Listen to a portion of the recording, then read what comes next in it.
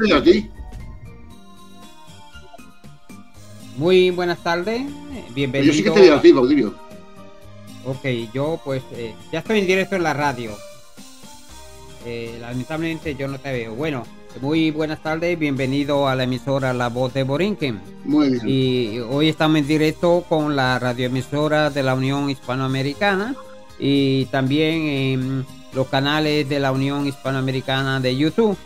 Hoy vamos a platicar con el señor Alberto sobre el libro que él acaba de publicar y que es muy importante, yo creo, para nosotros los hispanos aquí en los Estados Unidos y el resto de la América hispana, por el mero hecho de que nosotros aquí en los Estados Unidos nos enfocamos pues en los trabajos, en la cultura, y no tenemos tiempo de saber nuestro pasado. Hoy Alberto, en el libro de él sobre la destrucción de la Nueva España, nos va a platicar sobre todo lo que a nosotros nos interesa y que nadie nos lo ha explicado. Don Alberto, muy buenas tardes, ¿cómo está usted? Muy buenas tardes, don Baudilio. ¿Qué tal? ¿Cómo va todo por Florida? Todo bien hasta el momento, a menos que no se dañe, con relación a lo que te explicaba anteriormente sobre el tiempo y el clima. Viene una tormenta de camino, de rayos y centella, y tal vez tengamos que, no sé si parar la transmisión, pero mientras tanto, explícame aquí con lujo de detalle qué te inspiró a ti a hacer este libro sobre la destrucción de la Nueva España. Bueno, mi inspiración es que yo he viajado por Nueva España y bueno, pues poco antes de viajar por aquella zona, y de hecho hasta incluso he vivido posteriormente, pues me preocupé por estudiar un poquito la historia de aquel territorio, y me enteré que a mis 27 años me enteré de que había existido un territorio español que se llamaba Nueva España y ocupaba pues gran parte, la mayor parte de lo que ahora es Estados Unidos, todo el sur y todo el este. Y al mismo tiempo se le sumaba la indignación que para mí suponía que eso no lo supiera nadie, es que no lo sabía ni yo, hasta que me enteré con 27 años.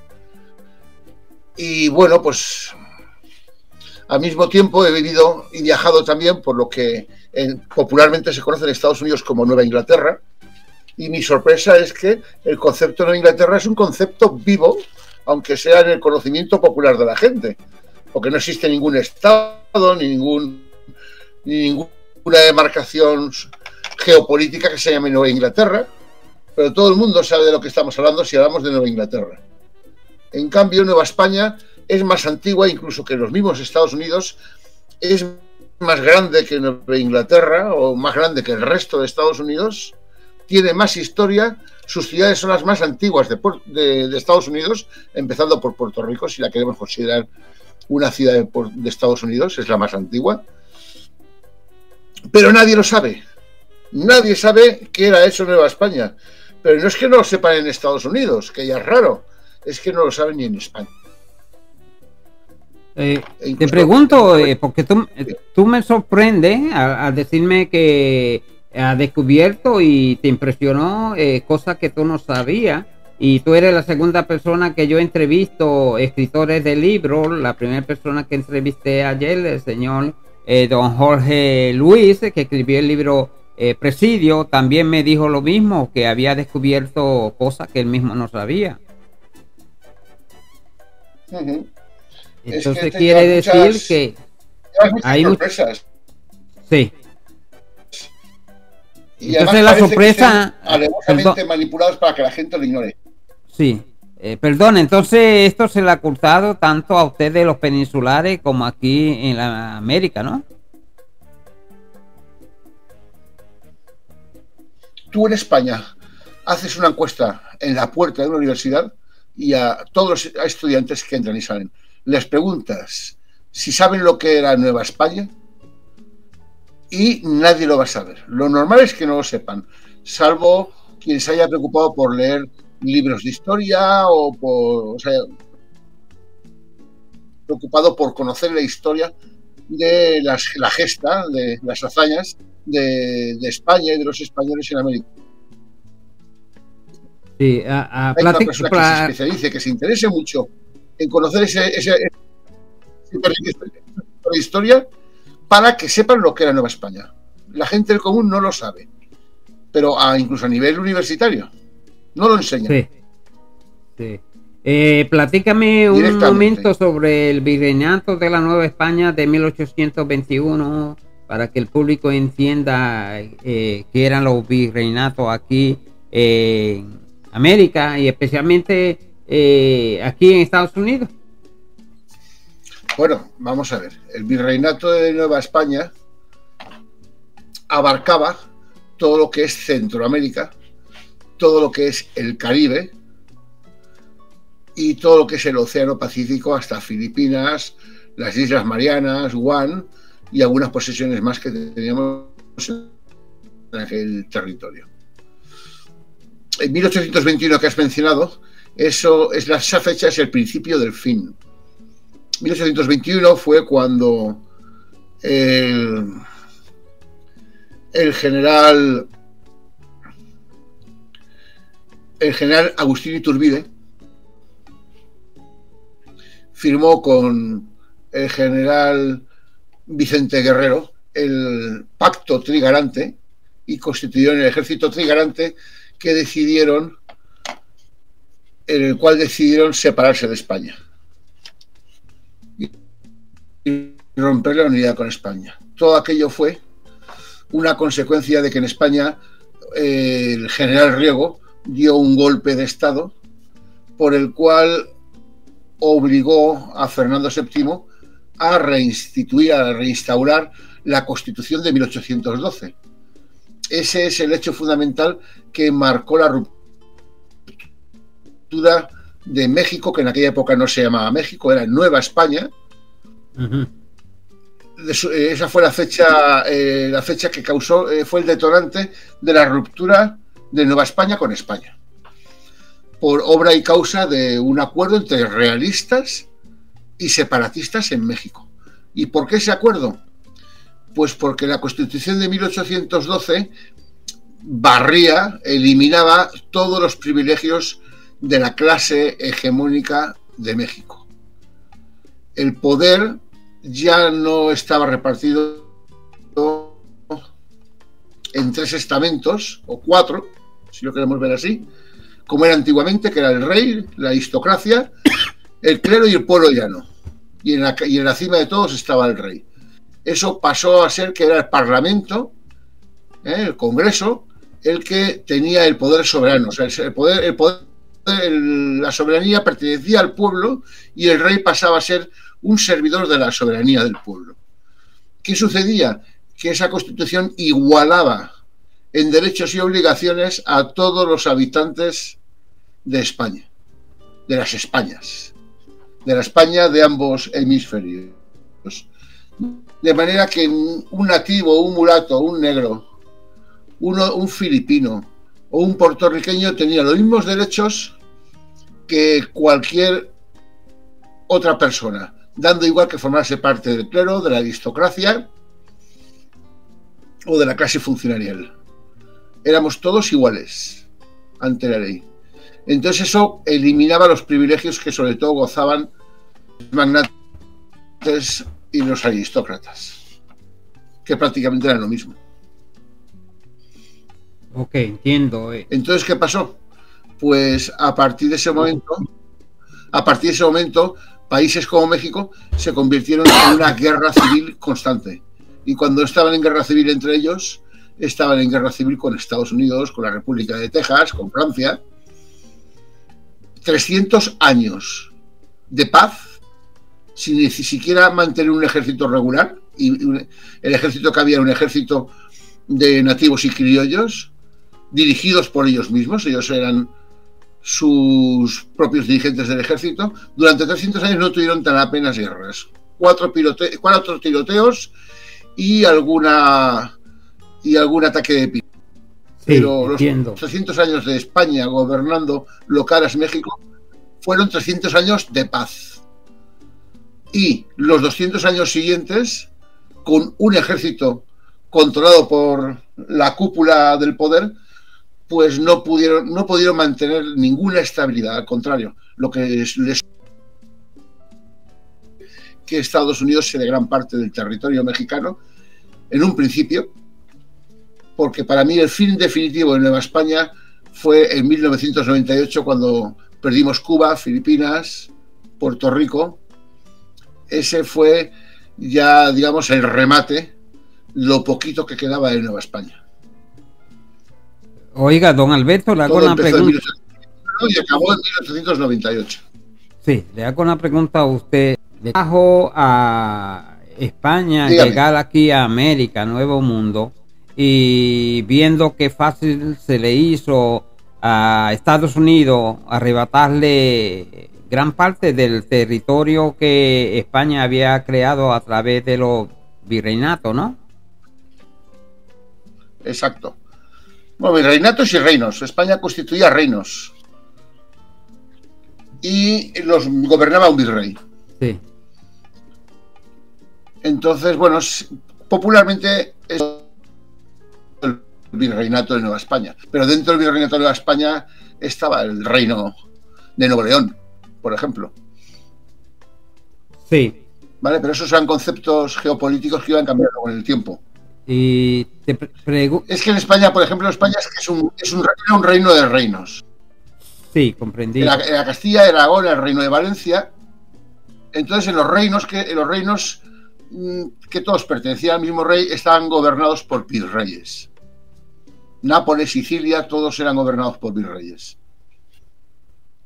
Sí.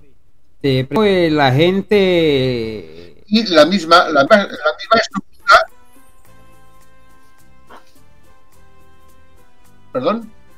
Sí, no, quería preguntarte si tanto aquí en Hispanoamérica como allá en España, que los españoles ayudaron en gran manera que Estados Unidos tuviera su independencia de Inglaterra. Y eso, pues, ¿crees tú que para algunos oyentes que escuchan nuestra radio? Eso tampoco es comúnmente sabido. Y muchos oyentes que escuchan nuestra radio, pues les pillará por sorpresa. Quizá menos porque nuestra audiencia normalmente es gente ya versada en estos aspectos de la historia. Pero el común de la gente desconoce que la colaboración, la ayuda de España, sobre todo la ayuda financiera, fue esencial. Fue esencial a todo nivel. De hecho, pues en aquella guerra en la que también participó España, llegamos a perder la vida la perdieron 10.000 españoles. Perdimos 30 barcos. Pero al final se ganó la guerra. Inglaterra tuvo que firmar la paz y reconocer el nacimiento de Estados Unidos como nación. España intervino atacando, reconquistando Florida. Tuvo la batalla de Mobile, luego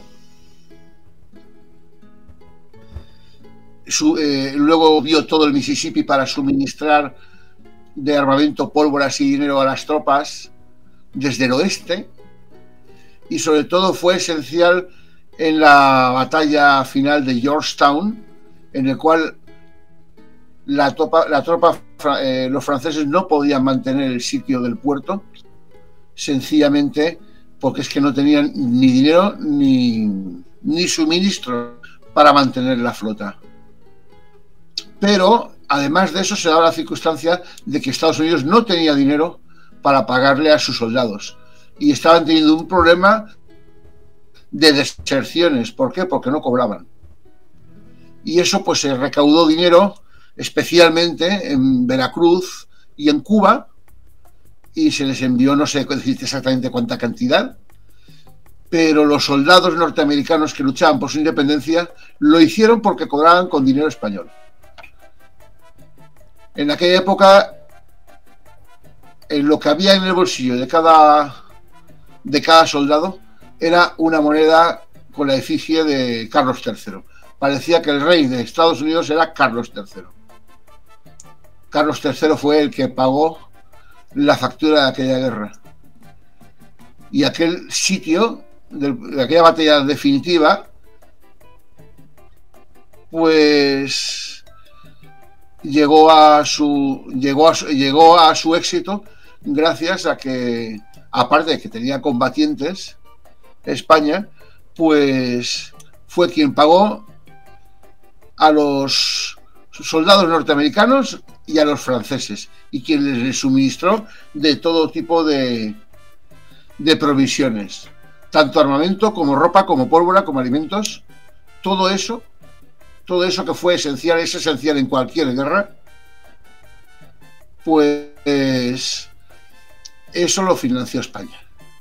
Y Estados Unidos, si existe como nación, es gracias al empeño que puso España. Pero tú vas por Estados Unidos y eso tampoco lo sabe nadie. Más que nada porque luego es que no pagaron la factura, no devolvieron,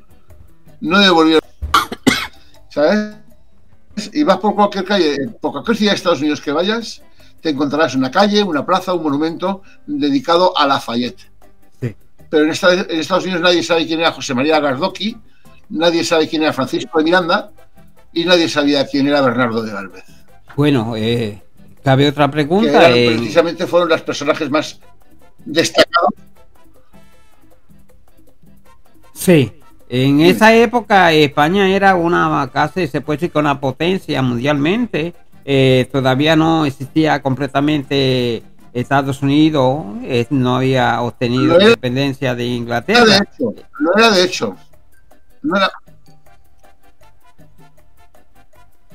A ver, en aquellos tiempos España se puede decir que era la mayor potencia económica del mundo. Ya Inglaterra nos estaba rivalizando, pero aún así la producción, el comercio que tenía España y la producción económica y de moneda que tenía España no la soñaban los ingleses. La moneda realmente comúnmente aceptada en el mundo era la española.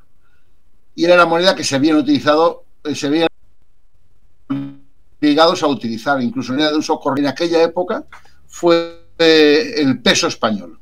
Y de hecho luego el dólar nació referenciado al peso español.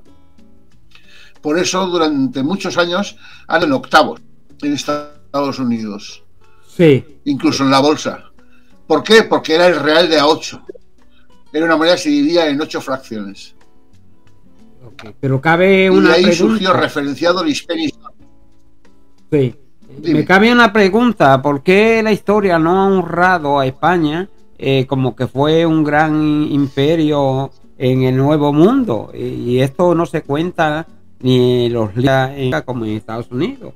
O sea que aparece un ocultamiento de España, de cómo era España a propósito, para introducir entonces a Estados Unidos como que fue, el que trajo la libertad completa aquí en América, cuando no es lo cierto. Claro, es que se les desmonta el argumento, el relato ya como nación, el relato constituyente, digamos. Estados Unidos vende la falsa mercancía de que por su bravura, su valentía y su heroísmo, pues, y con la colaboración de Francia, se nació como Estado, como nación, como país. Pero también al mismo tiempo tiene un interés en negar la realidad de España y la españolidad de gran parte de su territorio. Ellos han vendido durante décadas que ellos conquistaron el lejano oeste, y realmente el lejano oeste ya estaba conquistado. Ellos no conquistaron nada, ellos se limitaron a robar lo que habían creado otros. Y además de que ya estaba conquistado, que ellos no conquistaron nada, pues también se da la circunstancia de que el salvaje oeste no era salvaje. Ya estaba civilizado. Bueno, si platicamos ahora... Estaba civilizado por España. Los nativos eran españoles, eran católicos y hablaban español. Para poderse entender con los nativos del oeste de Estados Unidos, hacerlo en idioma español. Sí, yo entiendo. De hecho, tú los nombres de los nativos, los pocos nativos que ha quedado en California, se llaman Jeffrey Martínez, Bernardo González y Johnny López. Esos son los apellidos que tienen los nativos, los pocos que sobrevivieron, porque es que en California lo que se dio fue un exterminio sistemático y financiado por el Estado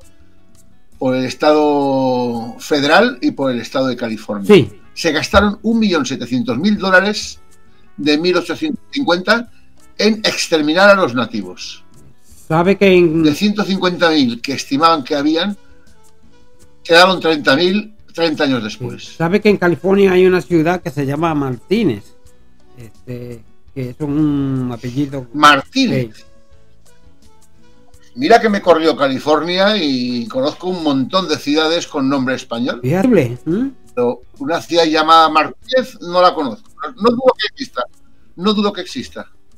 Sí, existe. Bueno, cambiando el tema y yendo a México, ¿por qué tú dices que México es un estado fallido desde su mismo institución?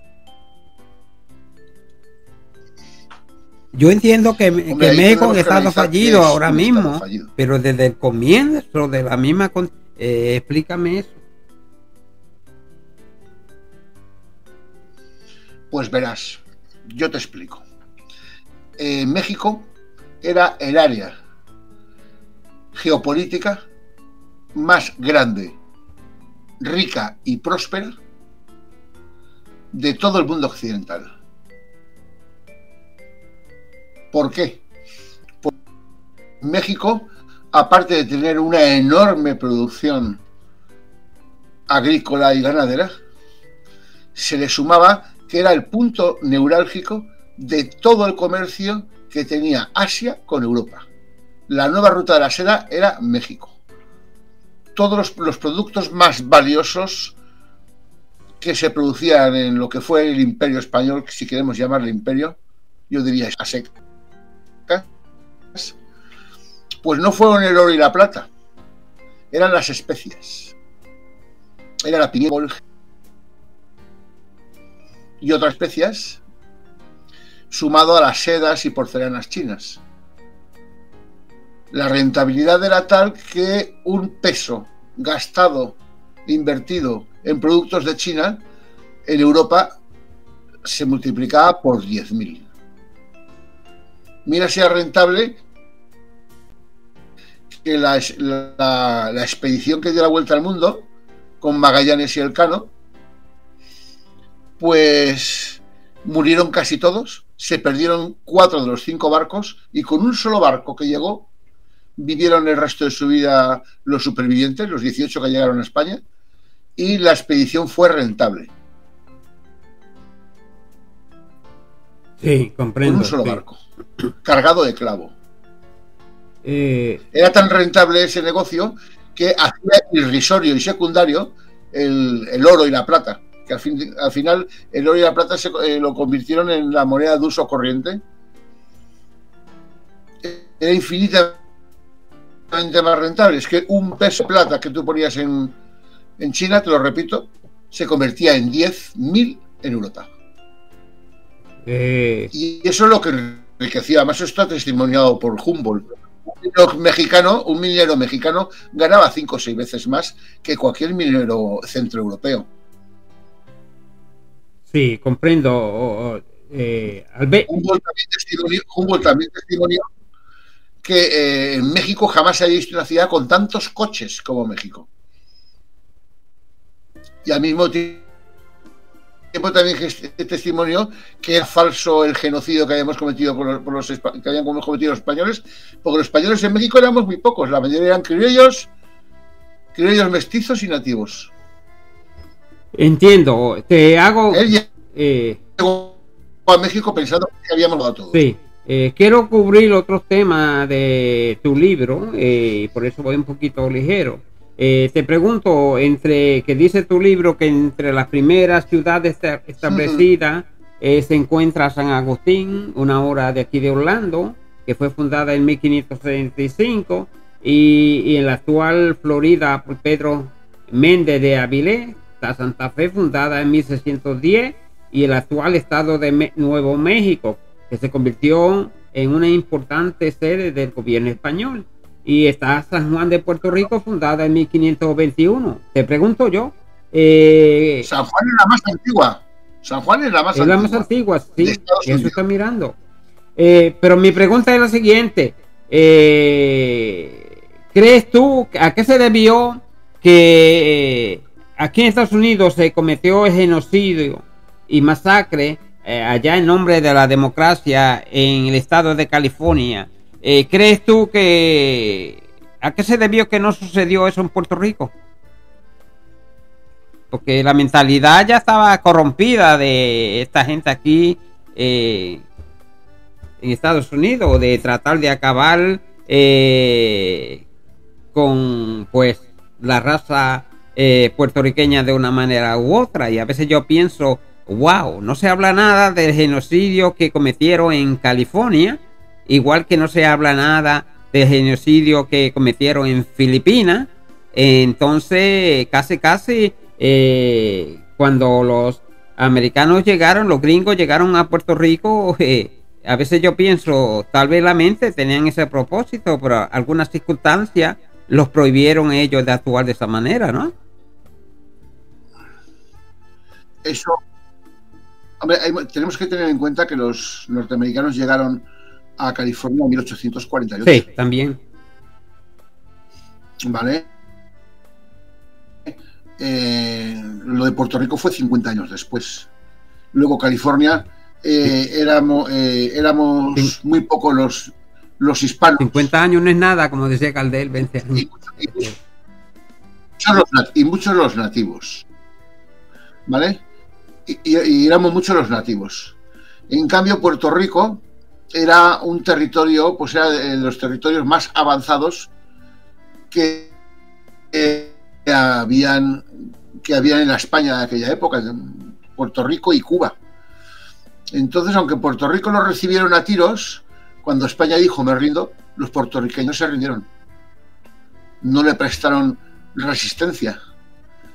Y en Puerto Rico pues era una sociedad ya evolucionada, tenía banca, tenía trenes, tenía un desarrollo humano, y sobre todo lo que no presentaron fue resistencia, porque en Filipinas, en las mismas fechas en que en Puerto Rico cometieron masacres, ahora te explicaré qué masacres cometieron, y te las sabes tú mejor que yo, obviamente, pero no tiene comparación con lo de Filipinas, porque es que Filipinas acabó la guerra contra España y empezó la guerra contra los filipinos. Los filipinos se encontraron con que McKinley, que teóricamente les traía la libertad, luego les dijo, oye, que vosotros sois incapaces de gobernaros por vosotros mismos, con lo cual os vamos a convertir en una colonia. Y aquí voy a mandar yo. Y los filipinos dijeron que de eso nada. Y estalló la guerra entre Filipinas y Estados Unidos. Pero realmente lo que fue la guerra en confrontaciones militares pues fue de poca cantidad, no fueron muchos los filipinos, no sé, 20, 30.000 los filipinos del ejército regular que pudieron morir, y otros tantos o similar. No tengo las cifras en este momento exactamente, pero lo que me sorprendió es que fueron muy pocos las muertes militares en combate de ejército contra ejército. Lo sorprendente es la mortandad civil. Es que murió entre el 10 y el 15% de la población, según fuentes y testimonios. Había un monje que era filósofo, era un hombre muy culto, y pudo hacer una estimación de en torno al 1.000.000 de filipinos muertos, que eran simplemente directamente masacrados. Allí donde le ponía un poquito de resistencia a los norteamericanos, no se conformaban los norteamericanos con acabar con la resistencia, exterminaban a la población civil. Hubo general que dio la orden de exterminar, de fusilar a todos los mayores de 10 años. O sea, la guerra de Filipinas realmente fue una guerra de exterminio del ejército de Estados Unidos contra la población civil de Filipinas. Y todo eso pues llegó a la prensa, porque volvían los soldados horrorizados de las barbaridades que les obligaban a hacer allí. Sí. A la gente la torturaban así porque sí. La cogían entre 2 o 3 a una persona, le abrían,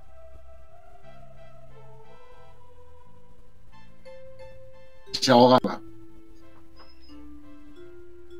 Sí, ¿me escuchas? Incesantemente. Y con la técnica del agua, pues se dedicaron a torturar a toda la población de manera caprichosa, simplemente por obtener información. Y ya te digo, luego ha sido vuelto a estudiar por un periodista que hizo un estudio, un tal Golso, un periodista norteamericano, y él estimó que se había quedado corto el monje español.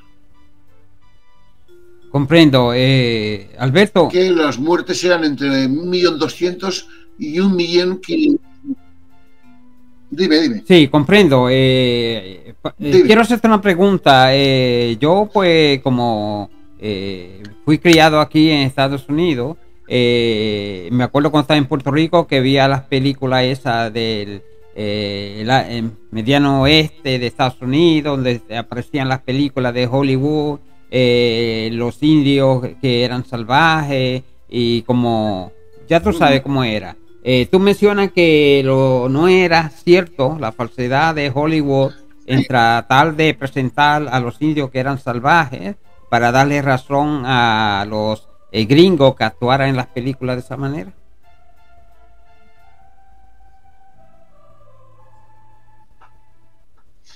Vamos a ver, el mismo Parlamento de California se dictaminó que las leyes españolas eran unas leyes paternalistas,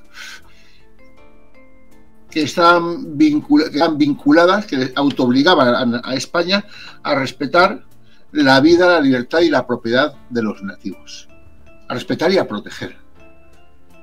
¿Entiendes? Sí. Ellos ya en el mismo Parlamento californiano decidieron que eso no podía ser.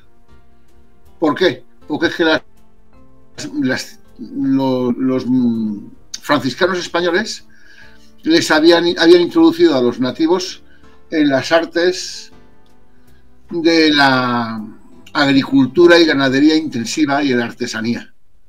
Entonces los nativos, resulta ser que las tierras más prósperas y productivas pertenecían a nativos. Entonces el héroe americano realmente lo que hacía era llegar con sus fusiles, rodeaban un poblado a 100 metros, se ponían a 100 metros de un poblado donde las flechas ya no eran efectivas y se limitaban a practicar el tiro al blanco. Y cobraban entre 25 y 50 dólares por cabellera. Y eso lo pagaban entre el gobierno de California y el gobierno federal. 1.700.000 dólares se gastaron exterminando a los nativos como si fueran insectos. Porque es que, de acuerdo con el Destino Manifiesto y la doctrina Monroe, no eran seres humanos. Ellos estaban predestinados por Dios para apoderarse y gobernar todos aquellos territorios. Con lo cual, eliminar la vida de un nativo no era un delito, al contrario, y no era un delito ni un asesinato. ¿Por qué? Porque es que estamos predestinados por Dios. Según su concepto, su interpretación de la religión protestante, era Dios el que los había predestinado a exterminar aquellas razas execrables, por decirlo de alguna manera. Muy a diferencia de los españoles, que los españoles lo que hacíamos era introducirlos en nuestra cultura, mezclarnos con ellos, mestizarnos y crear y darles igualdad de derechos como cualquier otro español. Para un norteamericano vinculado a la predestinación divina de la doctrina Monroe, pues matar a un nativo no era un acto, no era un delito punible, era una cosa normal. Alberto, Nadie te iba a ahorcar por matar a un nativo. En España matabas a un nativo y tú estabas ahorcado. Sí. Me da la impresión de la manera que tú me explicas que en ese tiempo se practicaba aquí en Estados Unidos más o menos lo que se practica en algunos países que ya tú sabes, donde matan, asesinan, secuestran a nombre de una religión, pretendiendo que ellos van a llegar al cielo por más gente que maten. En otras palabras, así más o menos en esa época los anglosajones entendían que matar a un indio más o menos era lo mismo, ¿no?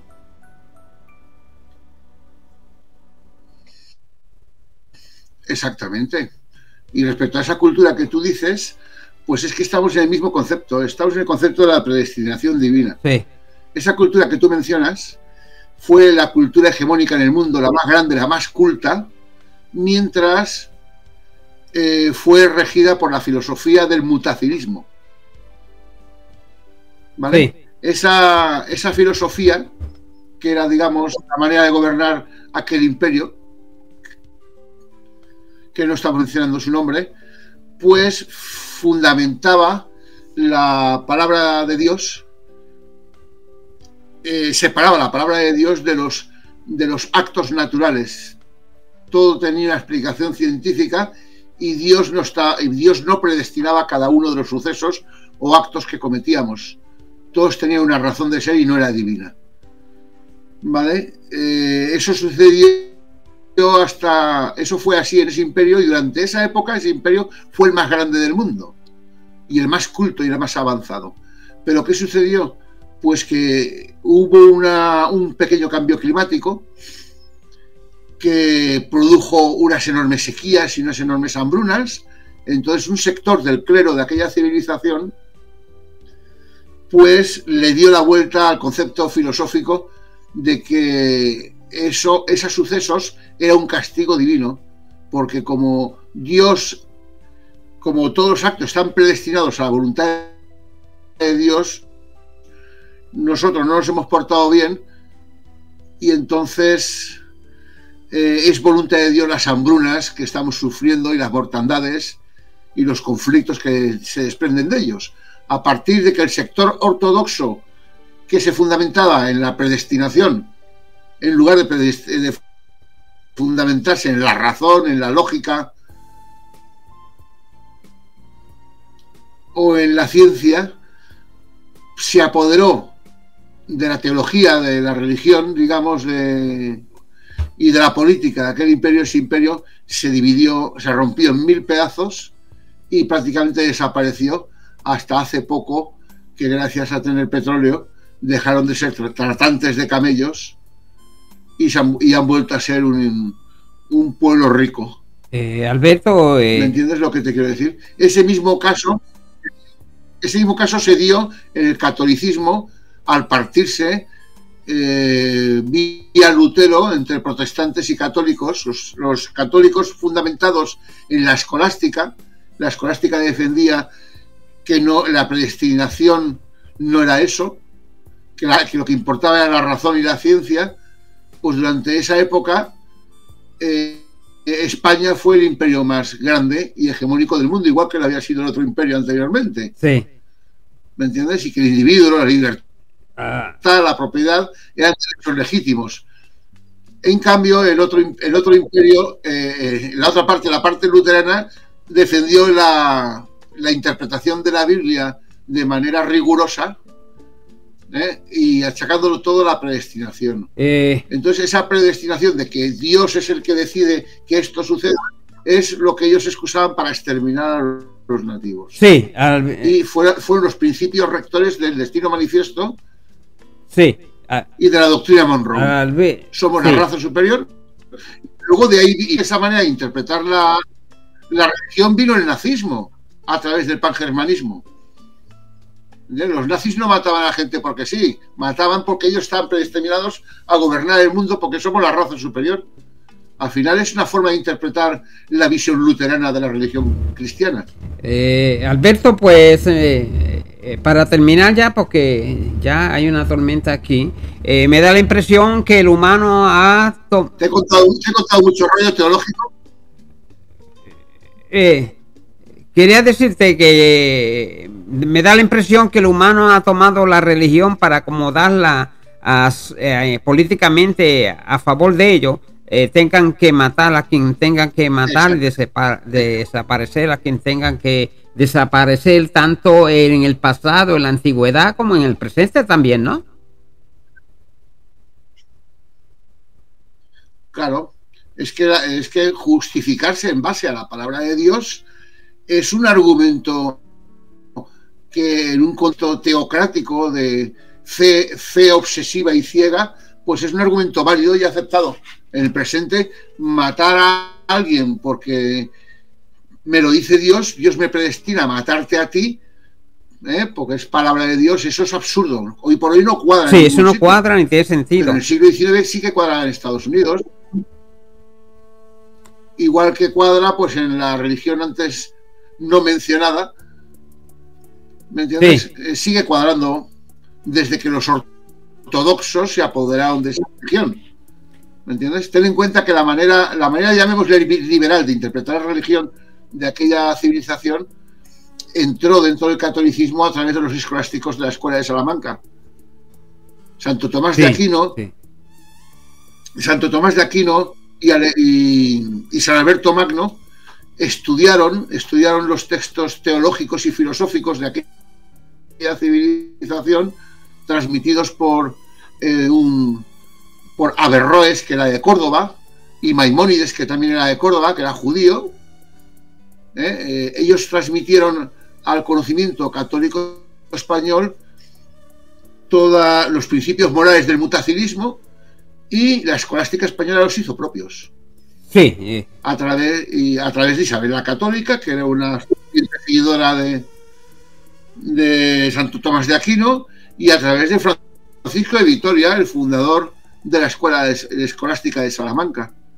Sí. Y de ahí nacieron los principios de la libertad, los derechos naturales y todos los principios morales que defendió la anterior Ilustración, que los achacan a la Revolución Francesa y a los ilustrados ingleses como John Locke o no me sale el padre de la economía, que le llaman el padre de la economía, no me sale el nombre, Adam Smith.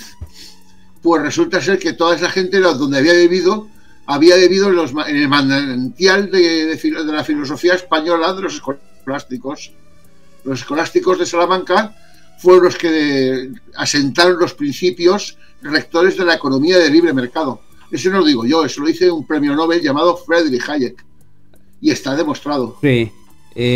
Alberto, pues... Y los derechos naturales que defendía John Locke en Estados Unidos, los derechos naturales los promovió Francisco de Vitoria y los expandió Francisco de Suárez.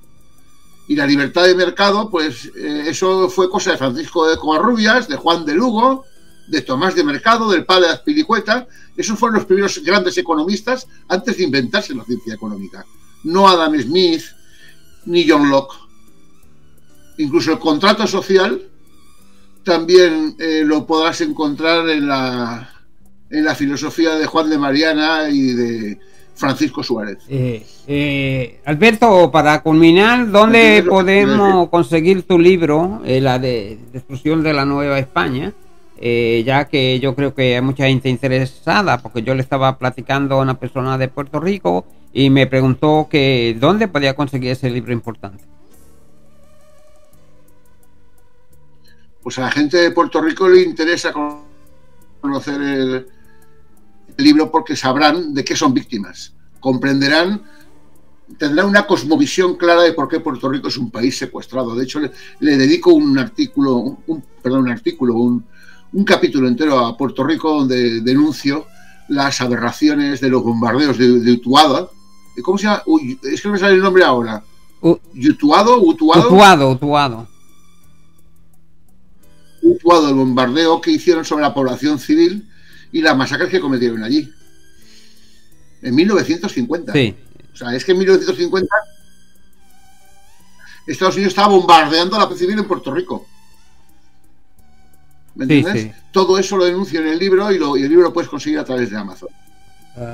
Bueno, pues don Alberto, yo... Por eso hago un llamamiento a la población de Puerto Rico a que entiendan su situación actual de lo que están viviendo, para que comprendan que son un pueblo secuestrado, pues deben de leer ese libro, sinceramente.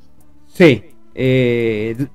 Pues yo te doy las gracias de haber participado en este programa de entrevista que lo estamos transmitiendo por tu emisora de la Unión Hispanoamericana, que aconsejo a la gente que escuche en tu emisora por la plataforma sino.fm, y también escuchen La Voz de Borinquen también en la misma plataforma, y también vean tu canal de YouTube de la Unión Hispanoamericana. Gracias, muchísimas gracias, Alberto, por aceptarme la invitación. Pues muchas gracias a ti, don Baudilio, y quiero saludar a todos los puertorriqueños y rogarles que no se conformen con su situación actual, que no se conformen con ser integrados como Estado. Eso sería la desaparición y muerte de Puerto Rico. Que Puerto Rico solo tiene un camino: ser independiente formando parte de España. Porque formando parte de España, Puerto Rico siempre ha sido un país mucho más libre que lo que ha sido después. Y los puertorriqueños no son otra cosa que españoles, aunque lleven 100 años lavándoles el cerebro, ninguneándoles su hecho, su españolidad. Y eso es algo que deben de comprender todos los puertorriqueños, de que son un pueblo secuestrado no solamente físicamente o territorialmente, sino que la mente de los puertorriqueños es víctima de un profundo lavado de cerebro, en el cual se eligen como héroes a los cobardes asesinos y se pone como villanos a los que les dieron igualdad, derechos y libertad a los puertorriqueños. Por algo Puerto Rico y Cuba fueron las primeras comunidades, las primeras autonomías que tuvo España. Porque España es que nunca le ha negado la libertad a nadie, cosa que sí que han hecho ellos.